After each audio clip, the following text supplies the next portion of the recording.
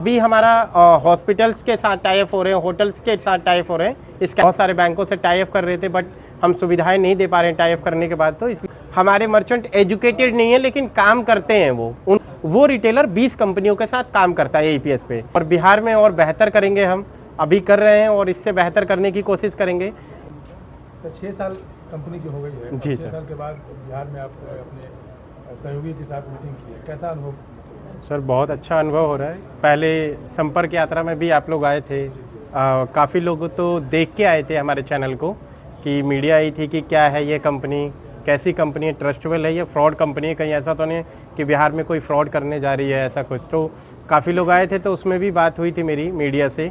अभी इसीलिए हमने जिनसे हम संपर्क यात्रा में नहीं मिल पाए उन सभी लोगों को बुलाया, एक मीटिंग रखी अपनी कि सभी एक दूसरे से मिल पाएँ और इस यात्रा को पूरा संपन्न किया जाए, कि सभी लोगों से मिलके और जानकारी दी जाए या उनकी कुछ समस्याएं हैं उनको सुना जाए।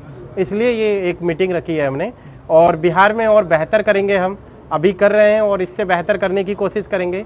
अभी हम डीजीएस को बैंक बनाने जा रहे हैं, कि सभी के बहुत सारे बैंकों से टाई अप कर रहे थे, बट हम सुविधाएँ नहीं दे पा रहे हैं टाई अप करने के बाद। तो इसलिए हम बनाने जा रहे हैं कि अकाउंट ओपनिंग और इन सब चीज़ों की सर्विसेज हम खुद रिटेलर को दें। फ्रेंचाइजी का मॉडल इसीलिए हम लेके आए हैं क्योंकि ये आरबीआई की गाइडलाइन बोलती है कि हर जगह एक कंपनी का सेंटर होना चाहिए हर डिस्ट्रिक्ट के अंदर, तभी वो फ्रेंचाइजीज हो जाएंगी, उसके बाद ही लाइसेंस मिलेगा। तो इसलिए हम स्टोर्स और ये फ्रेंचाइजीज का मॉडल इसीलिए लेके आए हैं कि हमारे हर जगह फ्रेंचाइजीज हो जाएं, स्टोर्स हो जाएं ब्लॉक वाइज, कि हमें ये लाइसेंस आराम से मिल पाए। और इसीलिए अभी हम अपने रिटेलर और जो भी डिस्ट्रीब्यूटर्स हैं, मास्टर डिस्ट्रीब्यूटर्स हैं, उनसे इसीलिए रिक्वेस्ट कर रहे हैं कि वो ज़्यादा फ्रेंचाइजीज में अपने साथ हमारे साथ जुड़ेंगे, तभी आगे जाके हम सर्विसेज और भी ला पाएंगे। स्कैनर आपने लॉन्च किया है? जी सर। स्कैनर आपके जो रिटेलर हैं उनके लिए है या आम पब्लिक, आम ग्राहक के लिए भी होगा? सर देखिए, स्कैनर रिटेलर के लिए भी है, या कोई शॉप खोल रहे हैं या कुछ बेचने वाला है, या होटल्स हैं, रेस्टोरेंट्स हैं, हॉस्पिटल्स हैं, उनमें भी हम स्कैनर लगा रहे हैं। ऐसा नहीं है कि ये स्कैनर अभी हमारा टाई अप हुआ है, स्कूल के साथ टाई अप हुआ पड़ा है। पैन इंडिया लेवल पे जीडी गोइन का, फिर आपका कुछ और स्कूल्स हैं, मैं अभी बता नहीं सकता उनके बारे में, उनके साथ हमारे टाई अप हुए हैं। अभी हम वहाँ पे स्कैनर्स लगा रहे हैं। अभी हमारा हॉस्पिटल्स के साथ टाई अप हो रहे हैं, होटल्स के साथ टाई अप हो रहे हैं स्कैनर लगाने के लिए। तो बट इसलिए हमने मर्चेंट के साथ भी लॉन्च कर दिया कि ऑलरेडी ये मर्चेंट जो भी अभी जो मर्चेंट है हमारे पुराने, ऑलरेडी वो हमारे साथ मर्चेंट है, तो उनके लिए भी लॉन्च कर दिया है।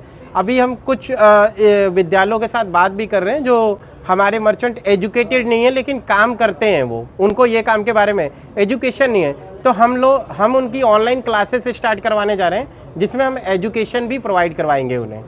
सर बैंकिंग सेक्टर की आप बात कर रहे हैं जी, कि कब तक आप लॉन्च कर देंगे? सर देखिए, जितनी जल्दी हम ज़्यादा से ज़्यादा सेंटर खोल पाए, क्योंकि रिटेलर और का एक सेंटर हम बनाते हैं, वो रिटेलर 20 कंपनियों के साथ काम करता है एईपीएस पे।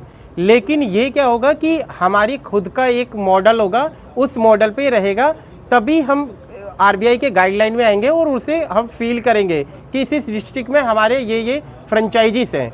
वहाँ पे एक वेरिफिकेशन होती है, गाइडलाइन की वेरिफिकेशन होगी, ये सारी चीज़ें प्रोसेस होंगे, उसके बाद आरबीआई हमें ये लाइसेंस प्रोवाइड करेगी कि हम अकाउंट ओपनिंग और ये सारी चीज़ें आगे प्रोसेस कर सकते हैं। सर ठीक है।